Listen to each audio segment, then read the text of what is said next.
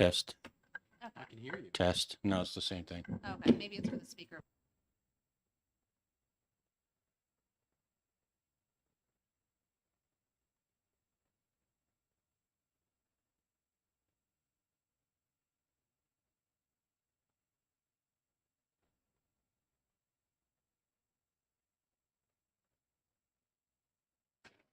Welcome to the subcommittee meeting on House Bill 637, I believe, correct? I don't have the notice in front of me. Thank you.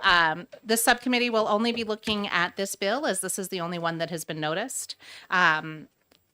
Essentially, this bill was presented to us as a way to make whole the employees who were unintentionally not included in Senate Bill 57, which was then incorporated into the budget in 2023. We had our researcher, Brad Greenland, look, and he has a nice comparison for us on what the actual changes were in those statutes made by House Bill 2. And I did further research looking at the full Senate report and Senate hearing report that followed all of Senate Bill 57 through its process. I did reduce that document from the 74 pages down to about 34 or so, just so that I wasn't killing extra trees while trying to get the information that I thought might be relevant to us.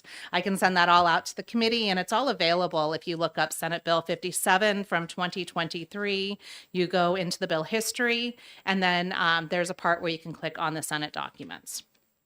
The reason I'm looking into this information and why I think it's relevant is that we were told that this bill was brought to us because it was an oversight that was not caught to not include the employees who had already retired prior to enactment of the language in 2023. As it stands, I have the bill as introduced that has a fiscal note for the entire kit and caboodle, including everybody who had the change in their benefits because of the budget in 2023. And that was pretty significant. That was $1.4 million to the state this year and $5.74 million to the municipalities. And because those are calculated every 2 years, we're all going to be paying that difference in our property tax this year because that increase of the $5.7 million was not included until this new biennium with our tax rates. So that's being paid by the employers, which are the residents of our towns and school districts. Additionally, looking at the fiscal note that is in here from the bill that started this whole thing, that the New Hampshire retirement system actuary projected an increase in the actuarial accrued liability by $45 million based on the provision of the bill, which would be amortized over a fixed period of no longer than 20 years. So this is a significant financial outlay, and that is, I believe, a large part of why the Senate put that into the budget in 2023, as opposed to having a very expensive bill run along separately without being part of the budget process, because quite frankly, you don't want to spend that amount of money without doing that appropriately in the budget. So I looked to the history of this bill. So in our little packets that we have from the Senate hearing, as you flip through, you get to a part that has the committee minutes, and it has the calendar notice from the January 18th hearing. They actually give a really great rundown from the Senate about what happens and notes and minutes from it that is really helpful when you're looking at the bills for those of you who are newer to the legislature. So there was the people who presented, the senator introduced it, and then Brian Hawkins from the NEA supported the bill. And then the neutral information presented by Marty Carlin of the New Hampshire retirement system actually highlighted at that point that the bill would be considered prospective, which means that anyone who retired before the effective date would not be affected, and this bill only affects those that retired on or after that date.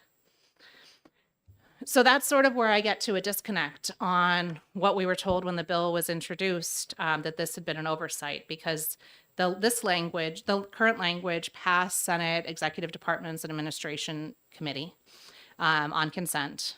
with the initially introduced language, which was prospective and had no retroactive sections. Then it passed Senate Finance and then was tabled on the floor so it could be included in the budget. It was known at that point as well that this was prospective language. Expensive prospective language, but prospective language. And then it was added into the budget, also knowing that it was prospective legislation that was going to unfortunately leave a portion of our retirees behind. This was a policy decision by the Senate in a year when we had far more money than we have this year. And this is something that perhaps they may be looking to bring again in the budget. But that was a policy decision. It was not an oversight. And looking at this information, I think that that's really important to know. I don't know if there's anybody who wants to say anything at this point. No? Okay. So I do want to say that I wish we all had all the money in the budget to be able to give everybody everything that they deserve, because the people who work for our state, the people who work for our schools do an incredibly important job. Right now, we are looking at addressing the issues for the Group 2 employees who were hired on with one set of terms for their pensions. And then that was changed in 2011, 2012 time period. So there's a very expensive, very important bill that is moving forward and likely will be in the state budget. This is also very, very important. However, when these employees took their retirement, they knew the terms that they had, and it was stated in public testimony that it was not part of the bill at that time. As much as I would like to be able to give this, I am also looking at all of our taxpayers throughout. And with that, I think that it would make sense for us to unfortunately recommend this as an expedient to legislate, because we have to look at every penny that we have, and this was not an oversight on the part of the Senate. It was a policy decision. So I'm going to move ITL. Do I have a second? I'll second. Okay. So any discussion? Yes. Representative Howard? Thank you. So I'm in opposition to the ITL motion because I believe that when we are creating contracts with individuals, no matter what entity, we need to make sure that we're following through on these contracts. And the thing is that we have a retirement age that is different than what Social Security can provide. And the thing is that we should clearly make those the same.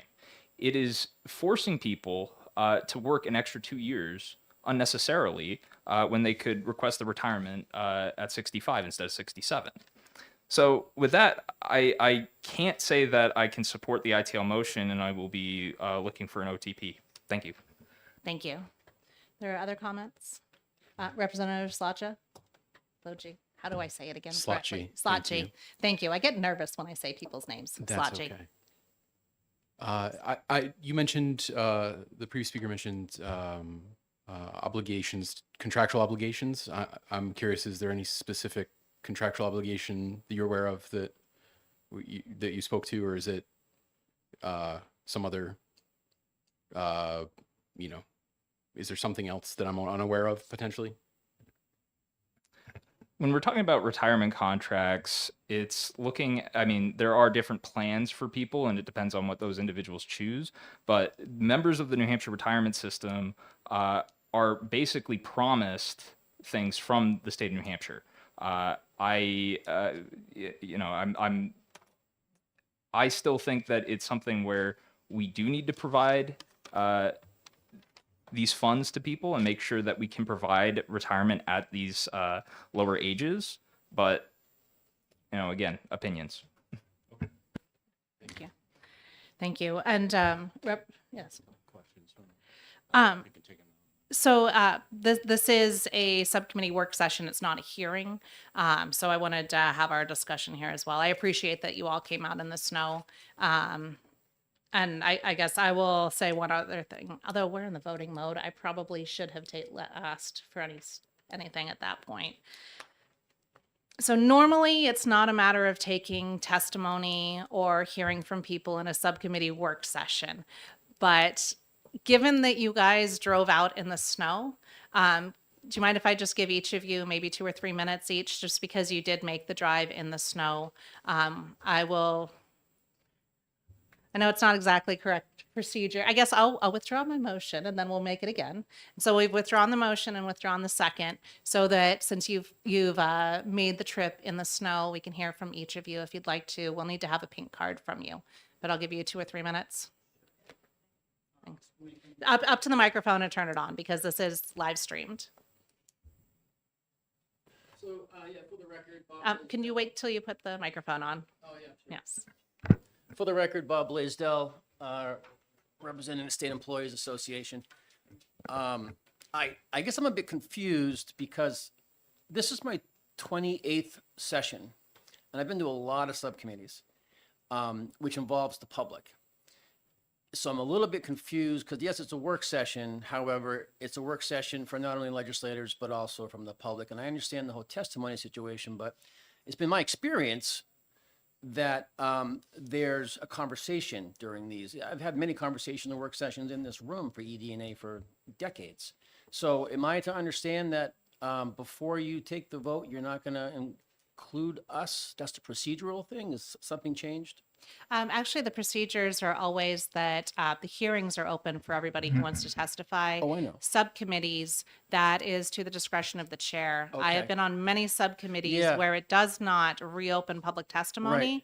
I was trying to be sensitive to the weather, but I also Gotcha. need to be Yeah. sensitive to the Okay. fact that you all came out as well. That's right. why I withdrew my motion and we withdrew the Right. second, so that we could have this discussion. So I didn't hear any discussion on policy. I heard a lot of discussion about finances, which would be for a different committee. So I'm trying to understand where we're at. Can we have a conversation about the actual policy and the impact this has on retirees? So thank you for bringing that up. Yeah. As to the policy, back in 1988, the retirement were linked to the Social Security federal benefits, and it was calculated with an equation that had that. Sometimes there were actually very significant reductions because of those Social Security aspects. Instead of having a straight level amount that you would have over your entire retired career, there was the higher calculation prior to the retirement age, so that there was a bonus before you were able to reach your full Social Security retirement age. I think a lot of this is looking at whether it's a reduction when you take your Social Security, or if the state has offered a bonus to those who do choose to retire early, knowing that they're not able to have that Social Security. Okay. I do see that as the bonus when you're retiring early, because in almost any other place, you don't get a bonus for retiring early. Social Security, if you take it early, it's reduced. A lot of other pensions, if you retire early, it's reduced because of the longer time period. And for those of us who have to contribute for our retirements, it's also reduced because you have it over a longer horizon. So I do remember 1988, it was Senate Bill 327. And when that went into effect, okay, it was a delinkage between the federal and the state because they changed the age from 65 to 67. We did not change anything at that time. So that created a delinkage, which right off the bat, that retiree got a 10% reduction, which they did not see before. So I just want to make sure everybody understands the full history, and it's one of those, like, in that, if you look at that, Representative, you'll see the history. They do an example of someone who retires at the age of 60, and it's a $50,000 example pension. This example is provided in that bill history by the New Hampshire retirement system. So it's not like from any particular angle. It is what it is. And I would encourage everybody to review the bill history on that, to understand the policy of what this bill is about. Fairness. This bill is about fairness for these people, whether or not it was understood by some or not last year or 2 years ago now. You're right. At the time, it was a financial decision made by the finance committees, and the policy people are the ones who pushed it forward in the Senate without regarding having the finance and the budget writers have those discussions. So whether or not they knew it was going to leave some people out or not, the fact is people are left out. And what this bill is trying to do is to make everybody in the system whole. Well, thank you for that. Looking at the calculation prior to was the entire number system redone when it was delinked, because it is calculated as 1/66th of the final compensation after 65. And And And prior it's to that, it's 160. 160. yes, was it 160 throughout, or was it 160th throughout prior to that, or was it 166 prior to that, or was it a different number? I want to make sure I give you the most accurate, best number. I don't have that off the top of my head right now, but I do want to get that correct answer for all of you. That's a very good question. Okay. Thank you, because that was a policy decision made in the Senate Policy Committee before it was sent to the Senate Finance Committee, and they were aware of it, and they made that policy decision. But I appreciate that you're advocating for everybody that you represent. Sure. We just have to look at the fairness to everybody. So Well, thank you. you're looking at the policy, and I always get a little concerned when policy committees are tanking bills because of financial thoughts. Thank you for your testimony. All right, I appreciate you guys. Thanks. Drive safe. Thanks. Yes.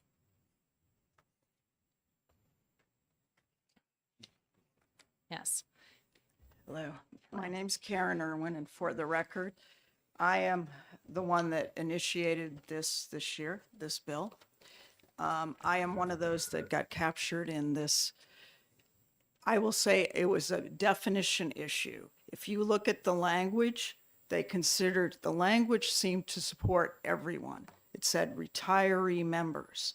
It was how the fiscal note was developed that did find retirees members as an active member of employment, not a retiree member of employment. You would think when the language is reflected about retirees, it would have encapsulated everyone. I do remember when Senator Bradley pushed this through and he was a champion behind this Senate Bill 57. I asked him, I said, do you realize that those that have already retired were not included in this 45 million because the fiscal note didn't match the language of the bill? That is the history that I'm familiar with. If you look at that language, there's no differentiation of what a retiree member is in any kind of legislative support. So it was a determination by, I'm sorry, but the retirement system to define retiree member as somebody that was only an active employee that had not yet retired. So there's most of us now that are retiring at this time frame, and I put that in my testimony, would be age, in the year birth date 1958 to probably 1962. That's my estimation of what those ages that are captured in this. Anybody 1960 and older are now, full retirement is 67.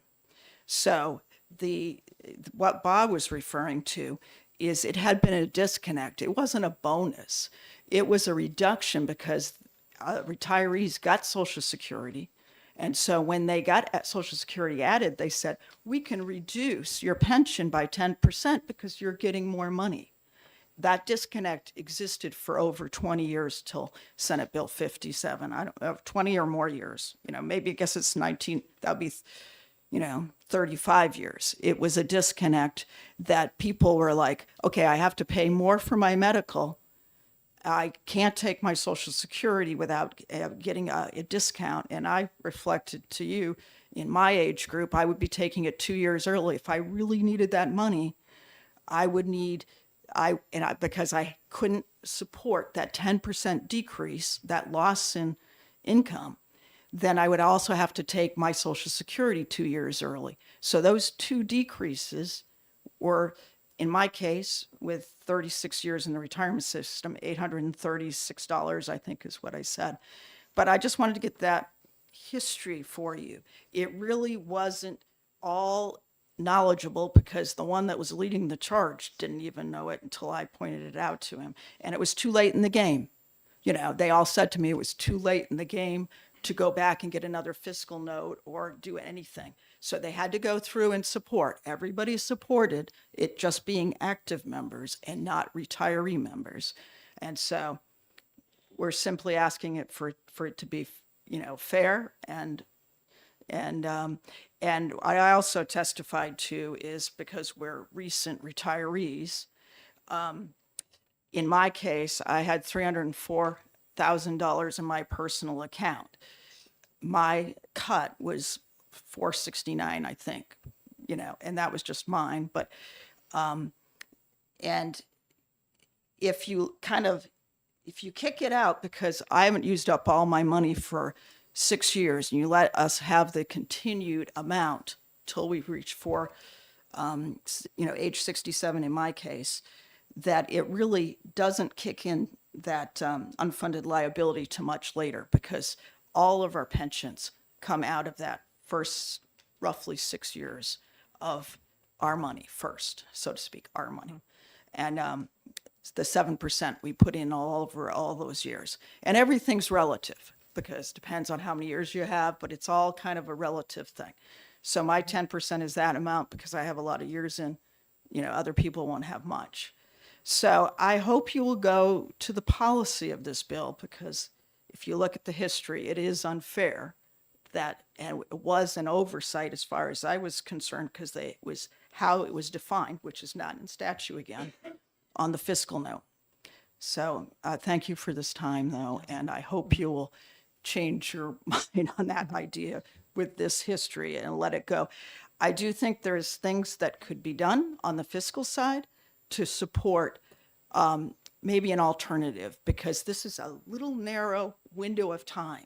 Basically, I showed in my spreadsheet, it was from this fiscal year going to about 30 is what you would capture everybody, and so I'm not understanding such a big number still. I mean, I know the legislature has total control over what they're doing here, and I'm just, let it get to the next step, and let us hash through the fiscal stuff with somebody, because that 45 million is in the retirement system. Even if you looked at it as, and the assumed rate of return was 6.75, and I think we earned 9.8 last year. Even if you looked at that money and said, maybe that 2% could help pay for this, it was something. Maybe it seems like we could do something around those lines. You could tie it together and make it full circle, because the language is there in the first place. It really isn't defined. And so the language was, to me, an oversight. It wasn't clearly spelled out to even the legislators that we were leaving out a section of people. So. Thank you. Did any of the terms of your retirement change, though, in that period, from the time when you chose to retire early? Were they the same terms that you retired under that you're still living under today? Did the terms ever change? No, it was always making up for the original intention way back when, was that you would not get impacted. And everybody's like, whoever hears of a pension going down after you retire, usually you get a flat pension. And so it was a purpose legislative intent to decrease it at Social Security age. Never was an intent to do anything else.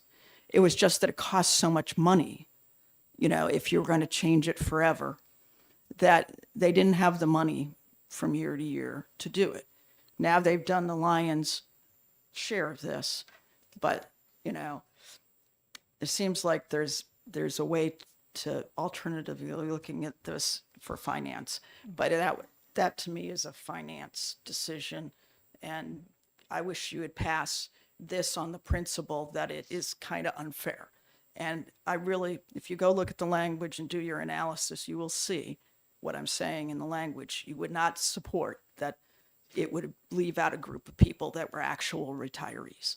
So I know that's No. the history.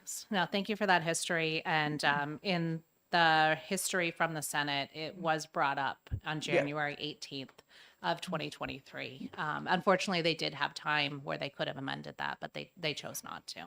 And I'm really sorry for that. But thank you. Well, I mean, this was on the last days. I would talk to Jeb Bradley, and he wasn't aware of that. So Thank you. Are there any questions from the he was Senate president during that time. Yes. I'm sorry. Sorry, Representative Howard. Thank you for taking my question. So I was curious if you had any information about some of the other states in the country and whether or not they are facing similar problems with their retirement systems. I guess wouldn't define it as a problem. It was just our policy to decrease. So I don't think any other, I don't know of any other states where they decrease the amount of money based on reaching Social Security age. I don't know of anybody that has that tie-in, but so I don't have that information. But Thank you. Thank you. And if you can make sure to send a pink card up, that'd be helpful. yeah, Thank you. what did I do? Bury it? I will get Okay, thank you. Yes, you wanted to speak? Yes, please. Thank you. So it seems to me there are a couple of things happening here, and maybe it's just because I'm new and I'm not understanding, which is that happens a lot. But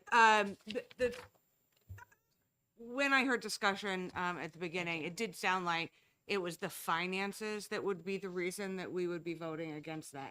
And that is not what my understanding was of the role of this committee. I understood us to be looking at the fairness and the equity of the policy. And I understood this bill to be cleaning up a mistake. Now you're sharing, and I appreciate it, that you said that it could have Senate Bill 57 could have been fixed on the Senate side, which is contrary to what I'm hearing from people who are testifying today. And I would like to have more time to dig into that because I don't feel as though we have enough information. I appreciate what you said, Madam Chair, and because you said it, I want to go and study it.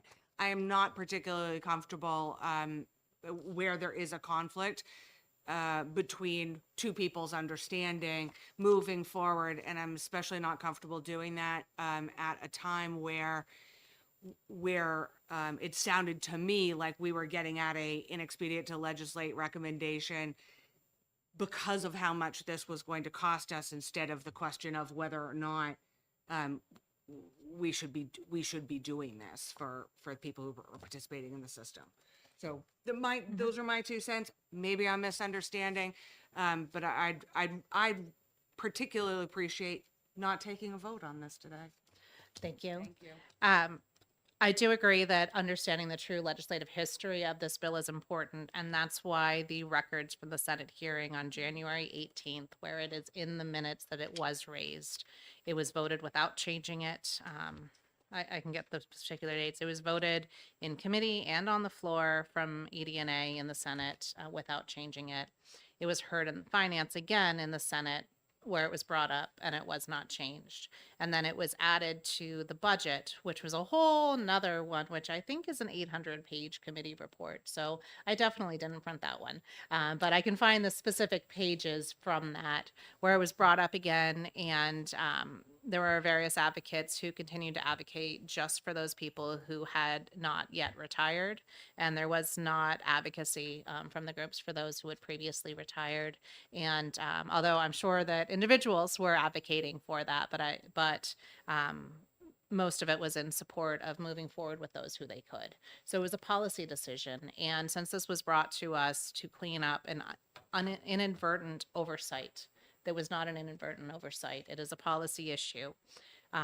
Further, it seems that we're the only state that does pay people more before they reach full retirement age. And if we're whether one of a few states that pay more before full retirement age, or the only one that pays more before full retirement age, that is to make sure that people are not facing as many challenges when they're not able to also receive Social Security. So with that, I will again move inexpedient to legislate. Okay. And more discussion, or should we just go ahead and vote? Okay. So we will go ahead and vote. Representative Sellers? Yes. Representative Slotje? Yes. Representative Howard? No. And Representative DeVries? No. And Representative Leon votes yes. So it's a 3-2 recommendation out of the subcommittee. With that, I will close the subcommittee hearing. We will schedule another subcommittee hearing likely after session next week for other bills that we have, assuming that we don't have a larger floor schedule than we had today. So thank you for that. Um,